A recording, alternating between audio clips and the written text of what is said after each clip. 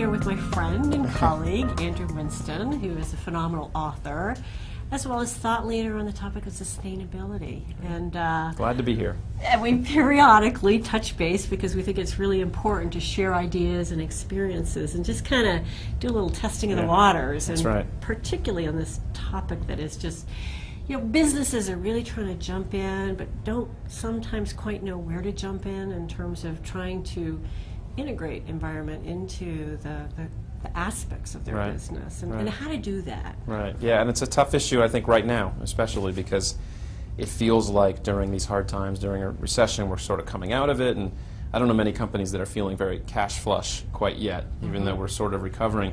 It feels like we can't afford it, that this environment thing is an expense, and I think that's always sort of the biggest hurdle to getting started, is thinking of it as an expense, when I think companies that make sustainability core to their business find that they lower costs. And I know you guys have found that and are helping even your customers do that as well. Like ways to just sort of systematically lower your cost structure by using less stuff. I mean, that's sort of at the core of what we're talking about. Yeah, it's really interesting. Some businesses have recognized that they can actually reduce costs and improve their environmental performance. There's still a lot that when you say sustainability, they think that it's something separate from the business. Right. And that's this weird language thing in business, because everything is an investment. Everything is about where you allocate capital, fundamentally, unless you're in liquidation or you're disappearing.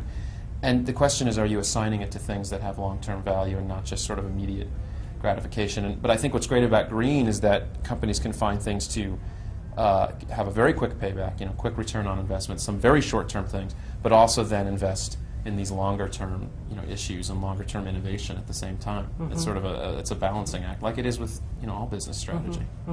Yeah, it's interesting because what we typically say is that you start with quick, wins where you can show that what's good for the environment is also good for the bottom line, and then I think what we've realized, and you've realized, and some organizations have realized, is that beyond reducing the cost, that there's other business values.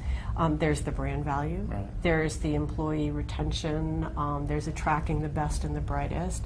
And as you said, if you're going to invest in something, it's more the long term. Right. And so how do you think about sustainability as core to the business, to being a business driver? Yeah, well, this is the biggest challenge, is how do you, because you're talking about two things. One is how do you value these things that have value? This attracting and retaining the best people, customer loyalty, pleasing your customers.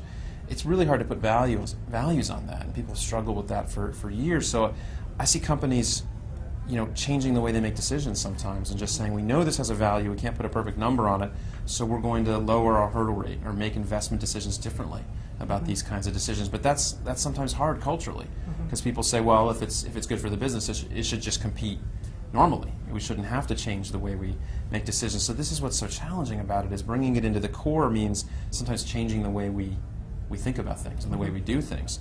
But I think bringing it into the core, in a sense, means doing what you normally do with business, which is figure out what your customers need, try to help them reduce their impacts, and satisfy that need. And you'll be down the sustainability path before you know it, if you're thinking through what your customers need.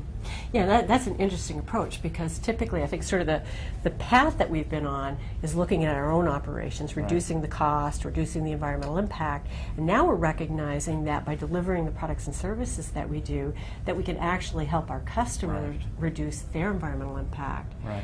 I think the other thing that I heard you say is that if we're reducing our impact, that means we are already doing something. Right. If we're thinking about it as core to our business, we need to think about it before we make those investment decisions, so that we're not correcting things after the fact. That's right.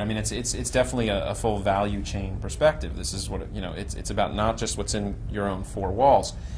Almost every company in every industry, when they look at their environmental impacts or their social impacts, it's very rarely, the majority of it is in your control. This is a really hard thing to grapple with as an executive or as a manager of a business, that you can't control this fully. And I was working with one consumer product company, big consumer product company, and they did a study of some of their main product lines, and their carbon footprint was only 3 or 4% within their four walls. The rest was upstream with their suppliers or downstream with their customers using the product, using energy and using a laundry detergent, say, in the washing.